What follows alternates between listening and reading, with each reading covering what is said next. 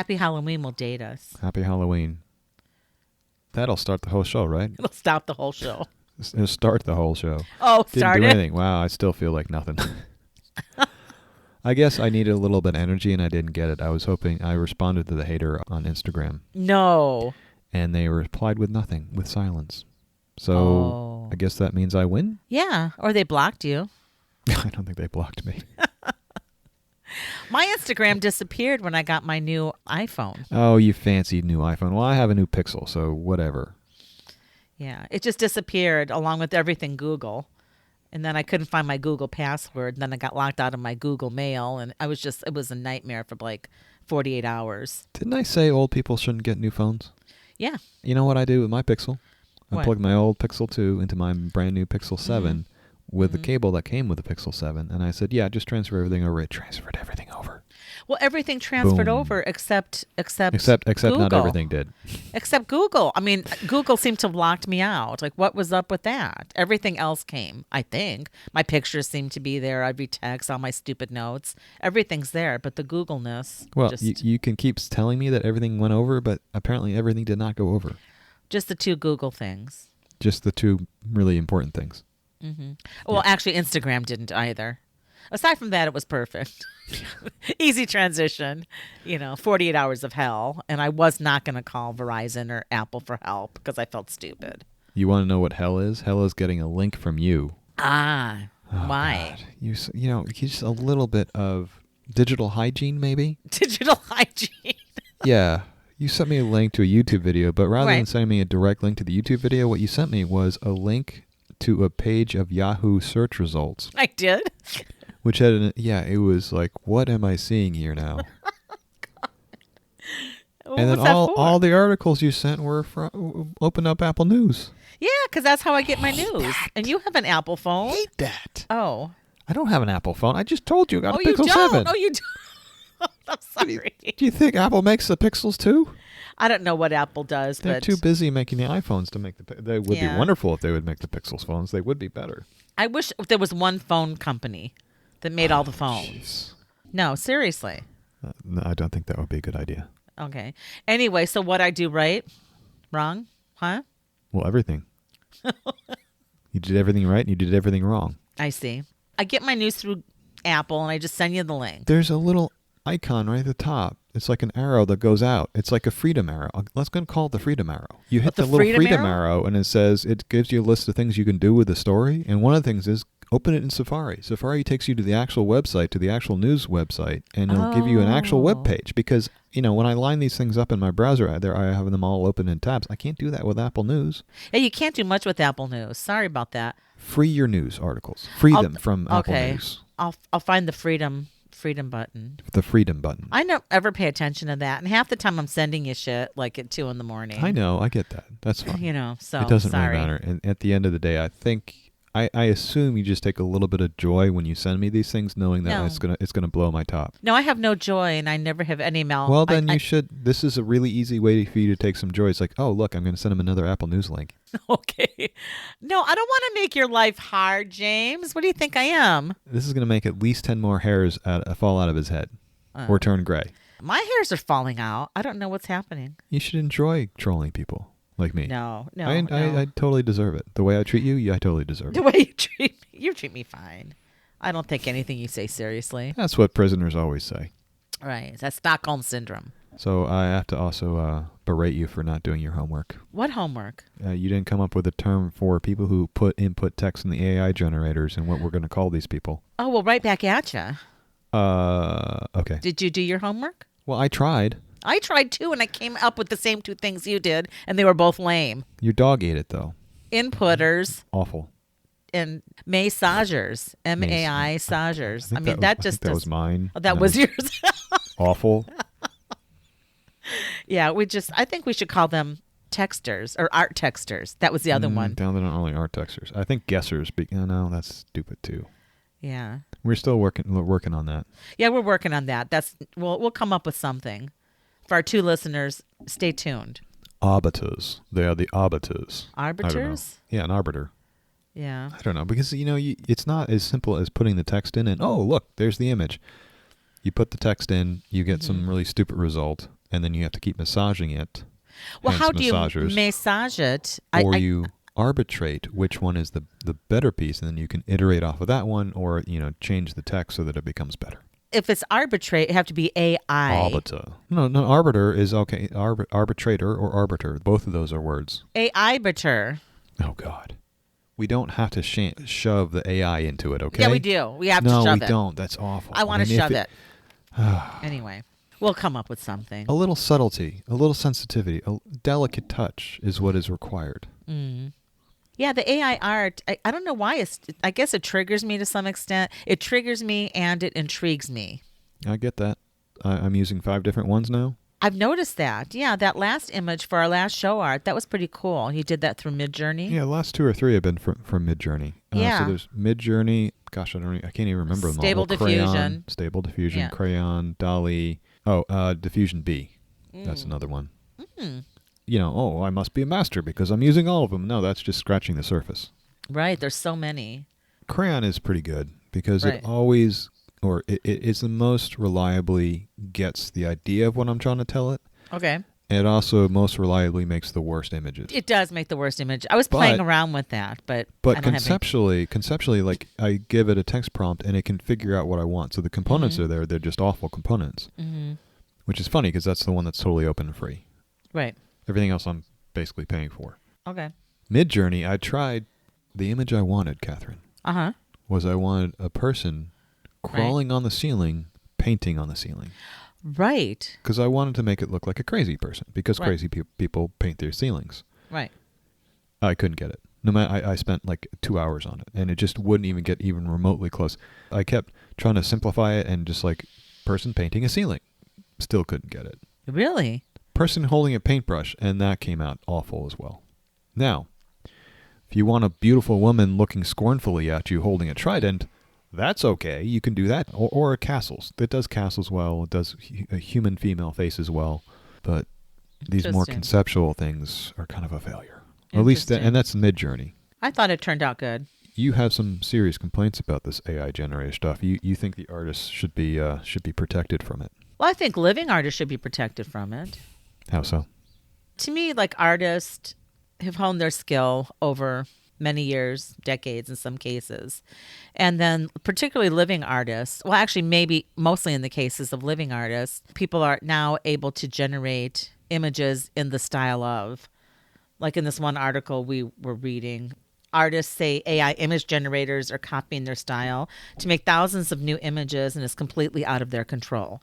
And when I read this, I really felt for the artist. And they cite this one artist, Greg Rutkowski, who had a distinctive style with dragons, and he was a really popular fantasy artist. And so for whatever reason, he had, like, at the point of this article was written, 93,000 images generated using his name, and he was more popular in the searches than like Picasso or Da Vinci, Van Gogh, any of the deceased artists that are very, people recognize those names. And then they were selling prints made by that AI and having his name in the title. Well, his name, this was a different artist that was complaining about that. That was a different artist, okay. Right. That was Simon Stollenhag. So that artist was like, they're using my name. I have the quote. Yeah, I actually have the quote go ahead. that Stollenhag had. He says, people are selling prints made by AI that have my name in the title, he said. Mm-hmm. Something like Rusty Robot in a Field in the style of Simon Stollenhag, right? Which is a super aggressive way of using this technology, end quote. Right. I absolutely agree with him. That is really pretty far out there. Yeah, that is pretty far out there. So there were 2 artists cited in this article, and it got me thinking, because copyright law doesn't really protect these folks. Not at all. It doesn't protect them, and yet they've honed their skills, and now... Yeah, what can they do? And it's not just skill. Anyone can hone a skill. I think what you're referring to more precisely would be style. Right, their style, their aesthetic, that whole vibe. And so now someone can knock it off. And I think, was it Stollenhag that said this is the inevitable consequence of putting art on the internet? I wouldn't necessarily say that, but it is a natural progression. It's the robots are coming for our jobs. Right. They're coming for all the jobs eventually. And simple robots did simple things. Uh-huh. And now as they get more complex, they're coming for more and more jobs. And how do you stop that, or should you stop that? I think they'll come for our jobs to some extent. I don't think that To the some AI, extent. I think there's always room for robots. I don't know. Does that make sense? There's always room for robots. There's always room for robots. Let's put that on a T-shirt and see how far that gets us. Most people didn't cry when the robots replaced the line workers at the Ford factory. Oh, I think some people But now, cried. Oh yes, I'm saying some people did, like the unions and whatnot. But most of the people above there is like, oh well, it's just automation. What are you going to do? Right. And now when they're coming for the more kind of white collar-ish jobs, their creative jobs, people are getting a little bit more worried about it, or at least there's more talk about it because these are the same circles that writers and journalists revolve in, right? Right. So it's like, oh, it's actually finally coming home to hit your home. Right. And, musicians, I think it's taken, the arts, not by storm, but I think it's definitely out there. It's But coming. It is coming. I don't know. How do you feel about like a line worker versus an artist? Do you see them as the same? No, they're not the same. But at the end of the day, they are the same. At the end of the day, it's two jobs that could be potentially lost, right, to automation and Right. quote. We're talking about robots. We're talking about artificial intelligence Right, and right. robots, basically in the same kind of context of Right. the evolution of technology that starts with replicating human work, and where does that end? Right. It could, and we don't know where that ends. It may well have a natural stopping point where it can't be smart enough to do certain things, or it may not. It may actually not only replace all of our jobs, but become smarter and do jobs that we can't even imagine yet. It could. But in the case of And we don't know. no, we don't know. But in the case of like a line work, I just keep seeing like the car manufacturers in my mind. Yeah. Okay. That's what I'm thinking. I do see a difference between a car manufacturer lineup and an artist. I do too, but it's a level of complication of work. Right. But you can be taught how to work on a manufacturing line, a lot more quickly and easily than you can be taught how to be an artist or a painter or an illustrator. But at the end of the day, like I said, they're both jobs. Right. So I don't really see them as being different in that way. Uh-huh. But it is a progression, right? It's upping of the ante, as one might say. Right. And so, because U.S. copyright law only protects artists against reproduction of their actual artworks, not from someone mimicking their style. And that goes across the board, whether it's AI or I'm drawing a mouse with pants on, as long as I'm not drawing Mickey Mouse, right? As long as you don't have round ears on it. Right. So that's an interesting point, though, is the copyright protects the artist to some degree, right? Very clearly. Does not protect the line worker at all. Right. That's an indication of the different levels of work output. Exactly. Now, copyright is probably a lot more restrictive than most people realize. Copyright really only applies to something that a human has made and the actual thing that they've made. If I draw a picture of you, if I do a portrait of Catherine, the work, that actual work or that photograph is copyrighted. So Correct. You can't make a copy of it. You can't make a copy of it either, through taking a picture of it or taking a screenshot or whatever. You can't make a copy of it and then use it to make money. And you can't also replicate it. Like if I take a photo of you and someone makes a photographic realistic drawing from my photo so as that it's basically completely based on it, that's also copyright infringement. But that doesn't stop other people from taking portraits of you. Or using the style that I generated to create that portrait and using that to make portraits of other people. Right. Which is the rub with these AI generated images, because those, like that portrait of me, just hypothetically, would be out there. And then they could search, James in the style of James photography. Just James, because that's how James. famous I am. Yes. You're like Sting. Okay. It's like, and so, they could pull that down. And that to me is the rub. I have no protection over either of those those variations. Either you take my style and use it on something else, I have no protection for that. Or you take my subject and use it for something else. Again, Right. no protection against that. Right. The AI generated images, you're saying, just lack like human authorship. That's one component. Another question arises, is the work that is generated by the AI image generators, can that be copyrighted? And right now, there seems like there's a leaning towards it cannot be copyrighted, Right. since it's not being done by a human. But you could also counter argue that the text prompt is the work by the human, and the tool, the AI generator, is just a tool. So it's like a paintbrush is a tool. So they're just using. So there's some argument there, but it also opens up an interesting hole in the whole idea of copywriting the style, because very clearly settled law that you can't copyright a style. Right.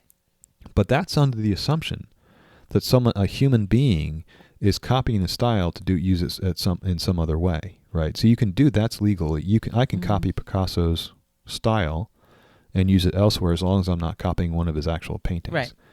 But now that tool is an AI, is a computer tool, and has a mind of its own to some degree.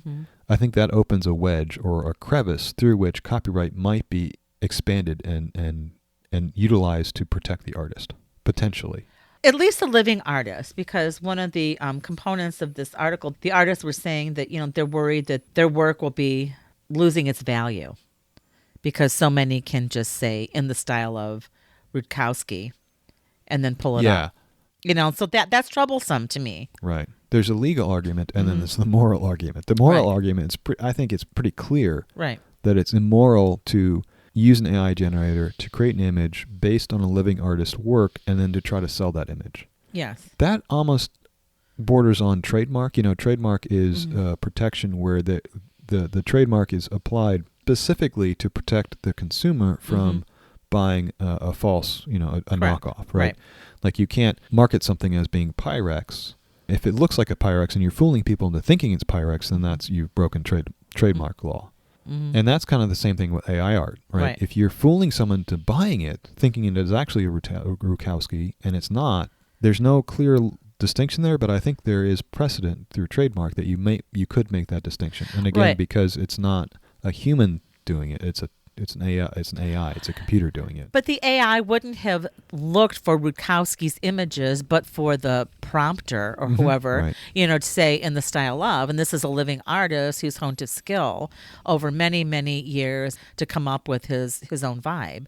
And then now people are like in the style of, and they could market it as in the style of.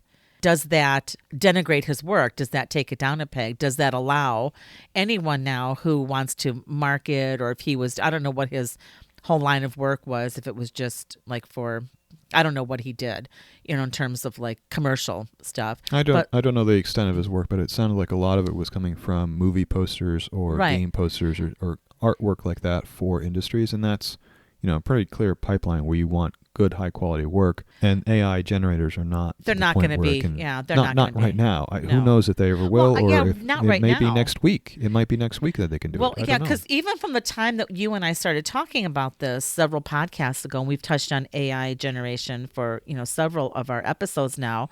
I think it's come just in the weeks we've been discussing this. It's either unfolding as we're talking about it, or we're becoming aware of it. Well, it's advanced. The technology advanced. Exactly. Diffusion B has had several iterations. Midjourney is clearly getting better. Crayon is probably the one that's making the most leaps and bounds, even though the output is still kind of questionable. It's still getting considerably better. What needs to be done? Are there steps in place, to prevent, these artists who are discoverable, like that database we discussed several weeks ago, you can input an artist name and see if you're in the database whereby the AI was trained to find your work. So let's imagine that you do, in fact, get the AI generating algorithms to remove artists' references to artists. So they have to take those images out of the database. So theoretically, you can't train them on that style. I think of that as being a kind of a superficial fix, because you can still, based on what you tell the AI generator, you can still get that style, right? You just have to do more work to the point where you're describing it more thoroughly, like a gray, atmospheric, dreary, overcast. You can use other words to basically replicate the style without having. It's kind of a shorthand. Using the artist name as a shorthand for the style. It is a shorthand. Yes. Maybe that's a good thing. It would probably cut down a lot of the people doing this to generate images quickly who don't really understand what they're trying to generate. Exactly. But it's not going to stop someone from using the image generator to create an image in the style of someone if they can kind of deconstruct the style and can convey that with text. And I'm kind of flipping my argument here, but like in terms of like just pre-AI, didn't artists do that anyway? You looked at a style and you developed a style, and whole schools of art were based on stylistic inspiration. No, exactly. So it's like therein doesn't lie a problem for me, because I think that's how art was always done. But it's just like using someone's word. But that was also done by artists who were, trained or honing their own skill and they were artists. And now it's just not that anybody is just less than an artist. I'm not saying that, but it really does open it up to anybody. And like you said, without the understanding, without the background, without the knowledge. Well, I'm not sure that it's important to have the background of knowledge, but having the background of knowledge makes you a better creator when it comes to AI generation. If you have a catalog of styles in your head that you can pull from to help to guide the AI, that's what's going to create a good result. All those things are basically mental processes, right? Creating a style or using the AI in such a way that you can get what you want. And that is specifically what is not protected by copyright. Exactly. Quote, the mental process. It never was, irrespective of copyright. Yeah, it never was. I guess an interesting analogy would be like the beginning of photography. And I don't think we had copyright laws like we do now. We didn't have Probably copyright not. laws. That was like the early 1900s, right? We didn't have copyright laws at the beginning when photography came out like we do now. Right. But it was the same kind of thing. Like you could take a picture of a painting and you could that's making a copy of it. Right. And it took a while to figure out what part of that is legal and what part of that is not legal. And AI is a little bit like that too, because you can take a picture basically of someone's style and reuse it. And that's the real rub here, is that the AI is not a mental process unless we're going to decide that AI are alive and thinking sentient things, which is a whole different ballgame. I don't think we're quite there yet. I don't think we're quite there yet either. And I don't think the images are that. That's the loophole, is that it's the AI is not a mental process, so you can't copyright the work. But it also leaves this opening for possibly the artist to have some feedback and say, you can't do this because it's not a mental process. You're copying my work, but it's not a mental process. Kind of like a photograph is copying without a mental process. Exactly. And I would like to see the artists have a little more say in terms of these search engines. I really would like that. How much art can there be in artificial intelligence? Right. How much art can there be? I mean, I think that's kind of what we're looking at. It's like... Yeah, NPR looked at it, and I didn't have a problem with the NPR piece so much, but I think they did overplay how successful these can be. I keep mentioning, I keep repeating myself that you put a prompt in, and either you get something good or you get something crazy, and you can spend hours trying to get what you want and never actually get what you want. Right. Where NPR said, he typed in his name. So Kai Ryssdal, he's a famous person. He types in his name, Kai Ryssdal eating a sandwich in space, and he actually gets pretty reasonable output. But that, not everyone's going to get that. Not everyone is recognizable. He got lucky. Yeah, he got lucky. But the article also talked about, we revisited the Colorado State Fair, right? And Jason Allen's first place for Theater de Opera Spatial, which they said in the article looked a little like an ornate Renaissance painting set on another planet. But it was from the perspective not of the first place person, Jason Allen's work. It was from Ashley Martin, who took second place in this. And her quote was, "Oh, cool, I lost to a computer." And we have to remember that they entered their work into a digital art category. There was not a separate category for AI generation at this point. Right. So this is growing pains. It is. For two reasons. One, it probably should be a separate category, as we've discussed before. Yes. And again, the one that did win the theater opera spatial, I can't. Right. Yeah. Jason Allen. It's such a pretentious name. Right. That is a good example of a mid-journey image because a lot of the details are just completely flubbed. Like her arm kind of just ends, and it just doesn't make a lot of sense. But the overall vibe was there. Yeah, the overall vibe of the piece was successful. Right. Whereas the second place work was a lot more finished. You can see the rat and there's nothing left out. Right. And she actually did that and then finished it with the digital stuff. And so she says at the end, it's like, I think that what Jason Allen created was art. AI is still art. It just belongs in a different category than what she does. And I think that's, like you said, it is growing pains. But what I found interesting about that was that David Holtz, the founder of Midjourney, was saying that, business owners, game designers, people in the movie industry are using it. And he said, tech like this will change the artist's work, but smart employers won't use it to replace them. I thought that was really interesting. That sounds like kind of like a PR thing. I think in the back of his mind, I think he'd be perfectly happy if Midjourney replaced a bunch of illustrators because then probably, yeah. Because then he'd be selling Midjourney into more companies and he'd be making a lot more money. Yeah, and would he be just selling Midjourney, or would he be selling the output? Like, would he be the copyright Ooh. holder? Well, that's a good question. I think right now it seems like he's just selling the platform, like he's selling Midjourney as as a tool. Right. Now, whether he becomes a service firm, that's an interesting concept Yeah. because then you'd have different service firms with different AIs, and they would give you different results. Yeah, and then do they own the image as opposed to any generator? I think You it's going know. to be hard to apply copyright to images, but it's it's going to be up to the courts once this eventually really will. winds up in a court, and then we'll see. Yeah, I really want to see Ashley Martin's new work, though. Like, and in the quote from the article, I thought this was precious. She said, "The first one I'm working on, she's using AI now, and she's been, experimenting.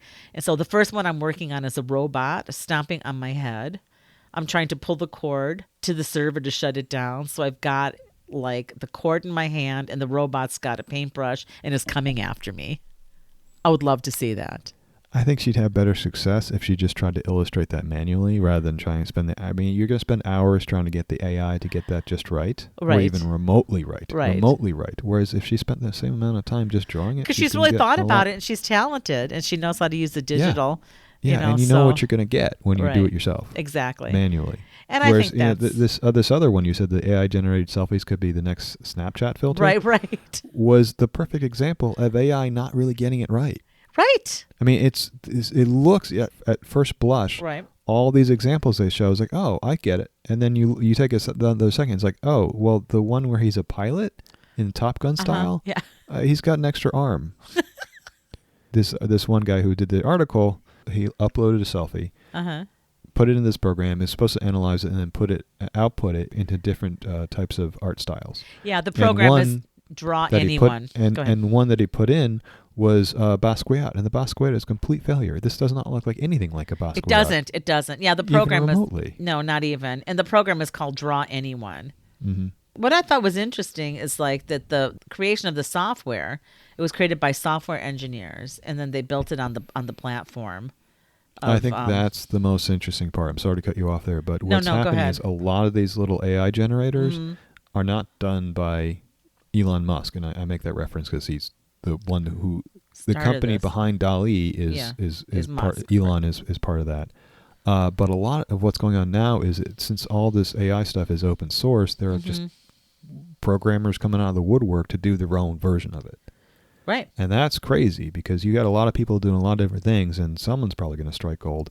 It reminds me a little bit about of the early internet. Like some journalists were crazy about, oh my God, this is going to be crazy and it's amazing. It's going to revolutionize everything. And it eventually did, but it didn't do it immediately.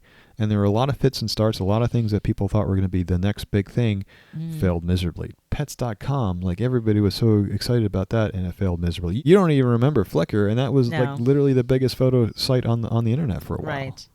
And then it failed. Yes. So it reminds me, it's like the gold rush right now. You have just a wave of talented people doing all kinds of crazy things, and we just don't know where it's going to end up. It's a tsunami of talent. And the last thing you sent me was weird. It's like a backwards AI. You upload your image and then it would insult you. Yeah, the title of the article is "People Can't Stop Feeding Their Selfies into a Super Mean AI." I thought this was funny. I don't know why. It was funny. It made me laugh. It's quirky. It is. So evidently there's this new AI that instead of generating images, it analyzes them and then spits back text prompts. It tries to reverse engineer text prompt, what would get you to the the image that you uploaded, a selfie of yourself. So, right. Yeah. The AI is known as Clip Interrogator. But I didn't play around with it at all. Right. So the idea is you upload your image and it tries to create a text of what would create that. Yeah. For their AI. So, but it turns out that it's usually most of the prompts that it returns are demeaning. It just insulting. roasts people. Yes. Yeah. And we're not clear if that was the intent or not. So this is just one of those things. It's like an experiment. It's like a mad scientist doing an experiment, and they don't know what's going on. They don't know what's going on, and they don't even know what the intent was. You know, I think it's worth reiterating that a lot of AI is based on not explicit programming. Yes. But this kind of weird programming. I don't understand this. I don't know how they even get to this point, but they have a database of content, whether that be images or text or stars or whatever it is, and then they have this kind of magical program that doesn't explicitly do anything, but they feed it this content, and it sort of tries to analyze the program tries to automatically analyze it and then reuse that information in new ways. Right. So it's like you're filling its brain. You're giving it a brain, basically. But you're not giving it a brain. No. That's the whole thing. It's not explicit programming, right? Like old programs, like every single thing a program did was explicitly programmed into the program to do that. These AI generators, people don't really understand how they're working. So they're just kind of dumping this information into a system that is a kind of black box. It's doing something, but the programmers don't really know exactly what it's doing. Right. So what do you think the intent was of this? Because one of the last... Well, I don't know. I don't even really care. I care because I think it's funny. It's like, is the creator trying to give us insight into how AI peers back at us, or did they tune it to be as mean as possible? Or is it something else going on? It doesn't make sense to me. Or maybe it is a gag. We'll just do this reverse prompt and like it'll just roast everyone. And it's a big haha funny thing. It could be. Or the person is being not exactly clear about what their intent was. So right. I think it's up to it. And I don't know, Catherine, don't you think the internet's too nice? Too nice? No, I think the internet's I think nasty. People are way too polite. They're too much manners. I think it needs more meanness, right? More trolls. Oh, hell no. That's why I got off Twitter ages ago. No, I can't stand, the meanness. It's like... It's like that was my point though. It's like, do we really need more meanness on the internet? Do we need AI to be mean now? Are we not mean enough to each other? You upload a picture, your selfie, and it's just like you look like a potato or something. I mean, it's just, who wants that? Who needs this? But I thought it was funny. There's enough meanness in the world as it is. Or maybe this is the point at which we see how mean AI can be, and then it's a reflection on ourselves, and then we become aware of how mean we are, and then maybe we stop being so mean. Maybe that would be great if anyone would actually take the time to think about what you just said. Yeah, the problem is I like being mean to you, so I don't see that changing anytime soon. I don't think you're mean to me. Yeah. Yeah. Well, that just ruins my day if you don't think I'm being mean to you. What's does. the point then? What's the point? It's like an artist. Like if you don't see the value in an artist's work or what they're doing is valuable, then why should they continue? What is the point? What's the point of me going on if I'm not being mean to you? Oh, just you have to go on. What's the point? Though. You have to go on. I don't think so. Oh, gosh. Where do we go from here?